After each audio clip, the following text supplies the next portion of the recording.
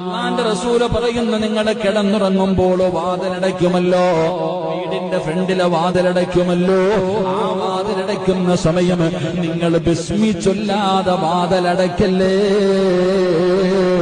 ബിസ്മില്ലാഹിർ റഹ്മാനിർ റഹീം, ബിസ്മി പറഞ്ഞിട്ടേ വാതിലടയ്ക്കാവൂ എന്ന് ആദരവായ പ്രവാചകൻ നബി മുഹമ്മദ് മുസ്തഫ തങ്ങൾ പറയുന്ന, രാത്രി കിടന്നുറങ്ങുമ്പോൾ ആ ഉറങ്ങുന്നതിന് മുമ്പ് നിങ്ങൾ തയ്യാറെടുക്കുമ്പോൾ വാതിലടയ്ക്കുന്ന സമയം നിങ്ങൾ ബിസ്മി പറഞ്ഞിട്ട് വേണം വാതിലടയ്ക്കാൻ. എത്ര പേരാ ബിസ്മി പറയണം? സുബ്ഹാനല്ലാഹ്. എത്ര പേരാണ് ബിസ്മി പറഞ്ഞിട്ട് വാതിലടയ്ക്കുന്നത്? ഈ പറയുന്ന രീതിയിലൊന്ന് ചെയ്തു നോക്ക് പെണ്ണുങ്ങളൊക്കെ. എന്റെ പ്രിയപ്പെട്ട സഹോദരിമാരൊക്കെ പേടിയും പ്രയാസമൊക്കെ മാറും.